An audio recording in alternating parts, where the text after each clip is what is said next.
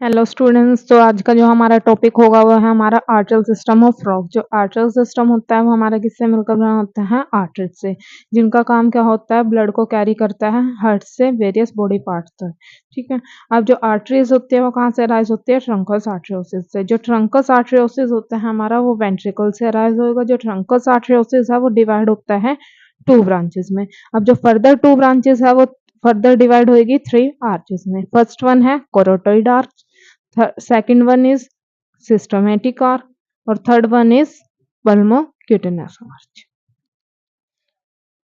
जो carotid arc है वो हमारी डिवाइड होती है एक्सटर्नल कोरोटॉइड और इंटरनल कोरोटॉइड। एक्सटर्नल कोरोटॉइड का काम क्या होता है? वो ब्लड को सप्लाई करेगा टंग से टंग तक और हायोइड अपर्चर तक। अब जो इंटरनल कोरोटॉइड होता है उनके बेस पर क्या होते हैं? हमारे पास बैरो रिसेप्टर होते हैं जो कि क्या करते हैं? ब्लड प्रेशर में अगर कोई चेंज होता है उसको डिटेक्ट करने का काम कौन करते हैं? हमारे बैरो रिसेप्टर्स। ठीक है। अब जो इंटरनल कोरोटॉइड है वो फर्दर 3 ब्रांचेस में डिवाइड होते हैं। ऑप्थेल्मिक जो कि ब्लड को सप्लाई करेगी आई तक, और पैलेटाइन जो कि ब्लड को सप्लाई करेगी पैलेट तक, और सेरिब्रल जो ब्लड को सप्लाई करेगी ब्रेन तक। जो सेकंड वन आर्क होती है वो होती है हमारी सिस्टमेटिक आर्क। सिस्टमेटिक आर्क क्या करती है? एक कर्व शेप बना लेती है इसोफेगस के अराउंड, और मीट करने के बाद क्या बनाती है? हमारे पास डोर्सल एरोटा बनाती है। ठीक है। अब जो सिस्टमेटिक आर्क है वो फर्दर डिवाइड हो जाती है 3 ब्रांचेस में, ओक्यूपिटो, वर्टिब्रल, इसोफेजियल और सबक्लेवियन। अब जो ओक्यूपिटो वर्टिब्रल है वो फर्दर डिवाइड होती है ओक्यूपिटल और वर्टिब्रल। ऑक्यूपिटल का काम जो ऑक्यूपिटल ब्रांच है वो सप्लाई करेगी ब्लड को स्कल तक, और वर्टिब्रल जो ब्रांच है वो सप्लाई करेगी ब्लड को वर्टिब्रल कॉलम तक। अब जो ईसोफेजियल ब्रांच है वो किसको सप्लाई करेगी ब्लड को? ईसोफेगस। अब जो सबक्लेवियन है वो शोल्डर को भी ब्लड सप्लाई करेगी और फोरलिम को भी ब्लड सप्लाई करेगी।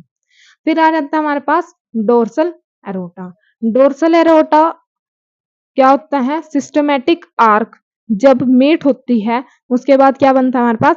Dorsal aorta. अब डोर्सल एरोटा से भी उसकी फर्दर बहुत सारी ब्रांचेस निकलती है, जैसे सीलियोकोमिजेंट्रिक आर्टरीज, गोनेडल आर्टरीज, आगे फर्दर है renal arteries, posterior mesenteric arteries, और जो सीलियोमिजेंट्रिक आर्टरीज होती है वो फर्दर डिवाइड होती है सीलियोइक और एंटीरियर मिजेंट्रिक। सीलियोइक जो ब्रांच है वो किसको सप्लाई करेगी ब्लड? लीवर और स्टमक तक। और जो इंटीरियर मिजेंट्रिक आर्क है वो डिडेनियम, पैनक्रियास, इलियम, स्प्लीन, इनको क्या करेगी? ब्लड सप्लाई करेगी। अब जो गोनेडियल आर्टरीज है वो क्या होती है? ये पेयर ऑफ आर्टरीज होते हैं, मतलब इनका एक पेयर प्रेजेंट होता है। एक ही हो गया और दो, मतलब 2 ब्रांचेस प्रेजेंट होती है। गोनेडियल आर्टरीज का काम क्या होता है? गोनेड को ब्लड सप्लाई करना, और फीमेल के केस में इनको बोल देते हैं ओवेरियन, और मेल के केस में बोल देते हैं स्पर्मेटिक। अब आता है हमारे पास रीनियल आर्टरीज।